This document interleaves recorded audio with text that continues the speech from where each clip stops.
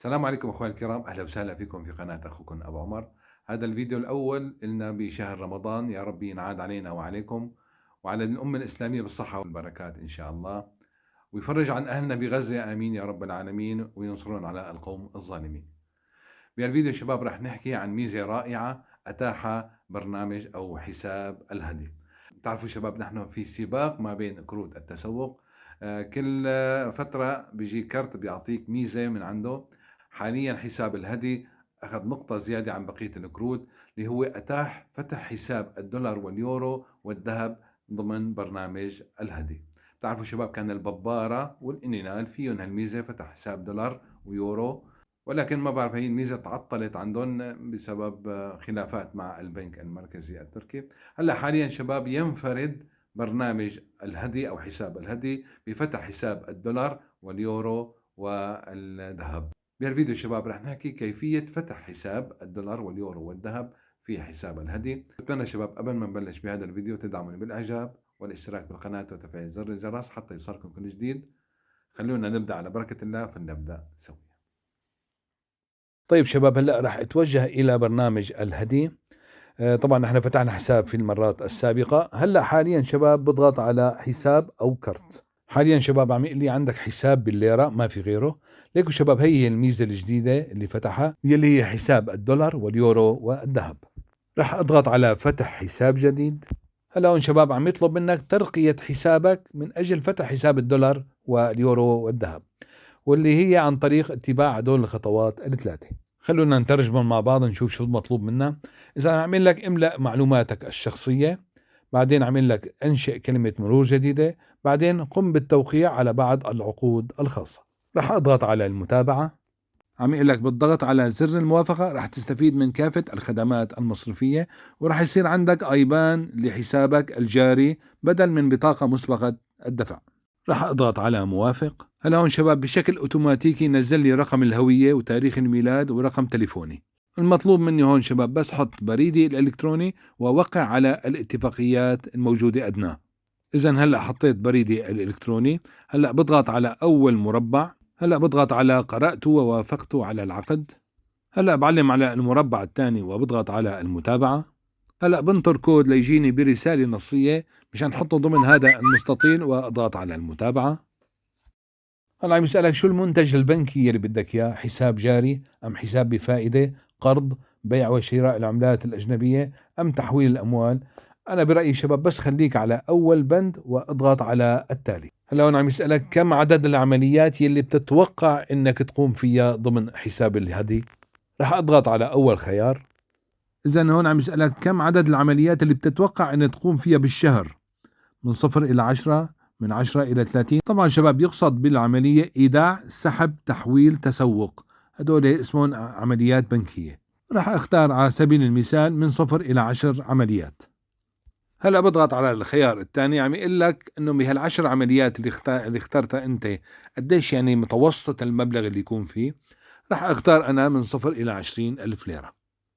هلا الخيار الثالث شباب يعني اتوقع اني احول اموال الى الخارج او استقبل. اذا كنت انت بدك تحول اموال الى الخارج بتفعل هذا الخيار. هلا رح اضغط على التالي. هلا بده يطلب منك معلومات عن مستوى تعليمك. رح اضغط على اول خيار. انا عامل لك هل هو مستوى تعليمك دراسات عليا، جامعة، معهد، ثانوية، اعدادية. اختار يلي بدك اياه. انا رح اختار اول خيار. هلا بضغط على الخيار الثاني وبختار شو بشتغل انا بهالحياة. طالب، متقاعد، ربة منزل ما بشتغل، او بشتغل مهن حرة. انا رح اضغط سربست مسلك او مهن حرة. هلا بضغط على الخيار الثالث مشان اقول لهم شو هي مهنتي. اذا حاطين مزارع، حكيم اسنان الى اخره. اذا شفت مهنتك بتحطها، اذا ما شفت مهنتك بتضغط مهن اخرى. هلا بضغط على التالي. هلا بيسألوك عن راتبك، كم راتبك. مثلا انا رح احط لهم 30 ألف. طبعا حط اي رقم ما بهم. هلا بضغط على الخيار الثاني. عم يقولوا لك منين مصدر دخلك، هل هو من التبرعات، من التوفير، من البورصة، اجار منزل، معاش من عم تاخذه من الحكومة، او اشياء اخرى. انا راح اختار ديار او مصدر اخر. هلا هي بنخليه على ما هي، بنضغط على التالي. عم يقول لي هذا هو عنوانك المسجل بالإي دولة، مزبوط؟ إذا مزبوط بتضغط على رسمي أدريس دورو، وبعدين بتضغط على التالي. هلا بيطلب منك شفرة جديدة لبرنامج الهدي، تحطها هون وتكررها مرة تانية هون، وبعدين تضغط على التالي. أنا والله حطيت نفس الشفرة ومشي الحال شباب. المرحلة الثالثة شباب من توثيق الحساب اللي هو وضع سؤال الأمان. هلا راح أضغط على هذا الخيار. هلا بتختار أي سؤال من أسئلة الأمان وبتحط الجواب، مثلا من هو ما اسم كنية أقرب صديق لك، هذا مثلا أول سؤال. أنت بتحط كنيته لصديقك المقرب وبيكون جاوبت على السؤال. إذا هون بتحط الجواب وبتكرر نفس الجواب بالخانة الثانية، بعدين بتضغط على المتابعة. إذا هيك شباب نحن خلصنا الخطوات الثلاثة وتم تأكيد الحساب بنجاح. هلا راح أضغط على تسجيل الدخول. شباب راح تلاحظوا انه البرنامج فات بالحيط، يعني ما بقى يشتغل مثل ما كان. بدك تنطر تقريبا شي ساعة وبعدين ترجع تسجل دخول الى البرنامج، بيكون اخذ على الاعدادات الجديدة واكد الحساب. بشوفكم بعد ساعة. اذا شباب بعد شي ساعة تقريبا عم حاول ادخل الى البرنامج، فطلع لي هاي الصفحة، عم يقول لي في شوية عقود لازم نتوقع عليها من اجل تأكيد الحساب. راح بلش بأول عقد، راح أضغط على المربع الأول. إذا هذا هو شباب العقد الأول، 7 صفحات لازم أقلبهم للأخير، وبعدين أضغط على قرأت وأوافق. إذا هيك شباب أنا خلصت من العقد الأول. هلأ بختار العقد الثاني مشان أوقع عليه. أيضا المفروض مني إني أقرأ كل العقد وبعدين أضغط على قرأت وأوافق. أيضا العقد الثالث كمان بضغط على قرأت وأوافق. هلا أخيرا معلم على المربع الرابع وبضغط على الموافقة. إذا هيك شباب أكدت أنا حسابي في الهدي وصرت جاهز لأفتح حسابات الدولار واليورو والذهب. إذا شباب أول شيء راح أضغط على زر الحسابات والكروت. هلا بضغط على هدي حساب أتش، فتح حساب هدي. هلا هون شباب بيطلب منك تختار العملة يلي بدك تفتح حساب فيها بهدي. راح اضغط على اول خيار. اذا عم لي شو بدك تفتح حساب، دولار، يورو، الطن او ذهب.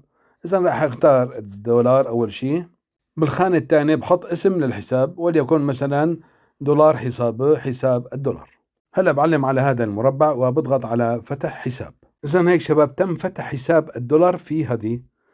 هلا بضغط على رؤيه الحساب. اذا لاحظوا شباب صار عندي حساب ليره وحساب دولار. هلا خلونا نفتح حساب يورو. ايضا راح اضغط على فتح حساب جديد. هلا راح اختار اليورو واحط في خانة تسمية يورو حسابه حساب اليورو. ايضا بعلم على هذا المربع وبضغط على فتح حساب. اذا هيك فتحنا حساب يورو. كمان فتح حساب ذهب نفس الشيء. راح ارجع الى قائمة الحسابات، برفع الصفحة الى الاعلى، بضغط على فتح حساب جديد. هلا ما بقيان غير الذهب، بضغط عليه وبسمي الحساب الطن حسابه. ايضا بعلم على هذا المربع وبضغط على فتح حساب ذهب. خلونا نرجع الى قائمة الحسابات ونشوف شو صار عندي حسابات. اذا لاحظوا شباب صار عندي حساب ليرة، حساب دولار، حساب يورو، وحساب ذهب. اذا بتضغط مثلا على شراء الذهب على اشارة الزائد، لاحظوا شباب بيعطيك هون كافة اسعار العملات والمعادن الثمينة، الدولار واليورو والذهب. طيب شباب خلونا نعبي برنامج الهدي شوية مصاري ونشوف كيف فينا نشتري فيهم دولار مثلا. إذا شباب لإيداع الأموال في حساب الهدي بضغط على إشارة الزائد إيداع الأموال. طبعا اللي عنده كرت بيروح بيعبي من الصراف إذا ما عنده حساب بنكي، أو ممكن شباب عن طريق الآيوزبير فينك تعبي حسابك في الهدي. إذا أنا عندي حساب بنكي راح أضغط على أول خيار وبختار شباب أي بنك، ما في أي مشكلة كله مثل بعضه. راح أختار أي بنك وأضغط عليه. إذا هذا هو شباب الخبر السار الثاني من هدي، إنه صار عندك أيبان خاص فيك. هذا الأيبان خاص باسمك أنت. لاحظوا شباب هي رقم الأيبان وهذا هو اسمي، يعني الأيبان لصاحب هذا الاسم. راح أضغط على قبيلة أو نسخ هذا الأيبان. ولا شباب بتوجه بكل بساطة إلى أحد حساباتي البنكية مثل الكويت ترك، وبضغط على هدول الخطوط الثلاثة، بعدين تحويل الأموال، بعدين إلى الحساب الآخر. لاحظوا شباب هذا هو الايبان يلي نسخته، بضغط عليه بينزل في حاله. هلا هون بحط الاسم، اسمي انا، ما في داعي نهائيا تحط اي اسم حدا تاني، لا ببارة لا هذه لا شيء، وما في داعي تحط شيء بخانة البحث. راح أحط المبلغ مثلا 100 ليرة، وهلأ بضغط على التالي. أخيرا بضغط على الموافقة لإتمام عملية التحويل. طيب خلونا نرجع إلى برنامج الهدي ونشوف قديش بده وقت لتوصل 100 ليرة إلى حساب الهدي. إذا راح أعمل تحديث. ما شاء الله بسرعة البرق شباب وصلت 100 ليرة، لا 5 دقائق ولا 10 دقائق فورا وصل الرصيد. طيب شباب هلأ راح اشتري دولار، راح أحرك الشاشة إلى اليمين. إذا هذا هو حساب الدولار، راح أضغط على إشارة الزائد لشراء الدولار. إذا لشراء الدولار راح أضغط على all أو شراء. إذا عم لي سعر الدولار للشراء 32.8. إذا عم لي لاحظوا شباب، عم لي معك 100 ليرة، قديش بدك تشتري دولار؟ فينك تحط القيمة بالليرة وفينك تحط القيمة بالدولار. يعني أنا مثلا بدي اشتري 100 ليرة أو مثلا 5 دولار، مثلا عم لي $5 حقهم 164 ليرة، وفي طبعا ضريبة 0.33 قرش.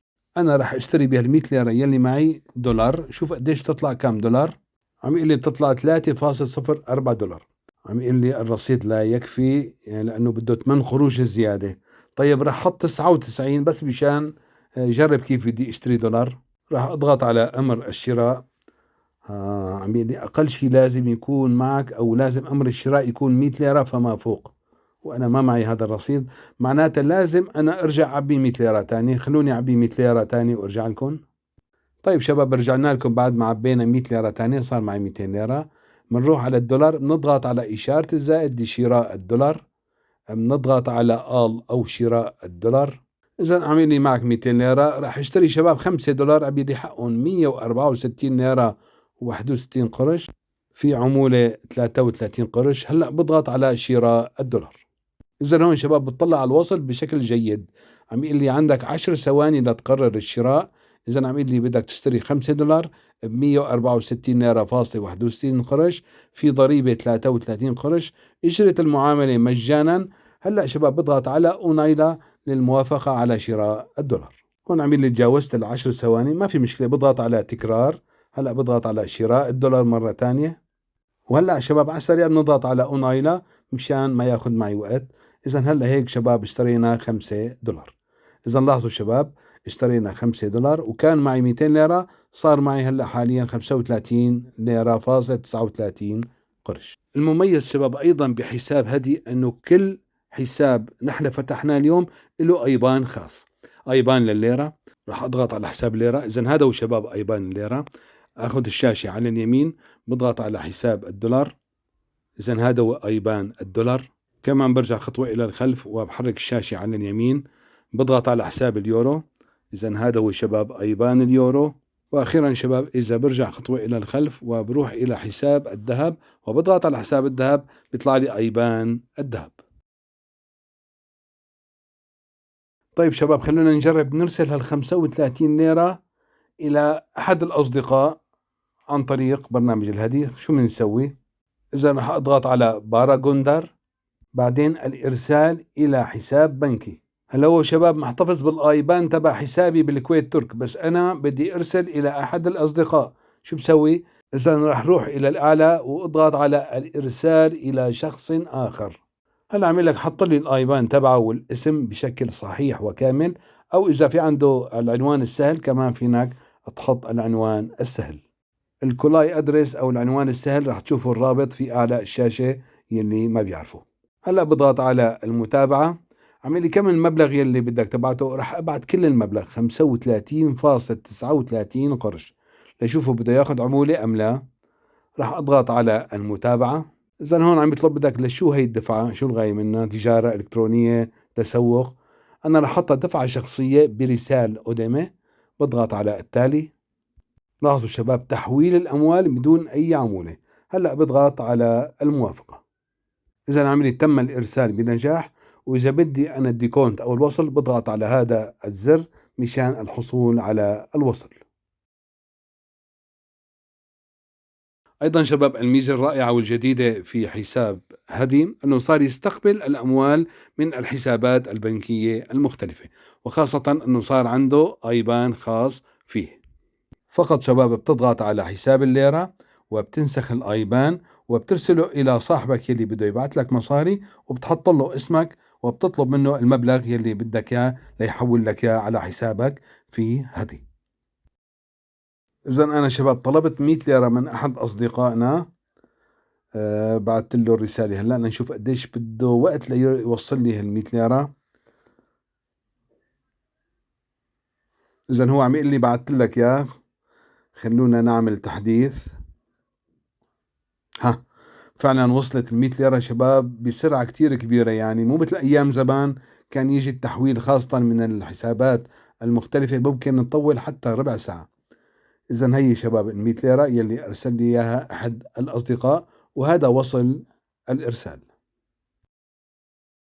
بتمنى شباب يكون هالفيديو نال إعجابكم، واللي عنده أي سؤال أو استفسار رجاء شباب حطوا لي بالتعليقات وأنا بجاوب على كل الأسئلة. وبالنهاية تقبلوا تحيات أخوكم أبو عمر، والسلام عليكم ورحمة الله وبركاته.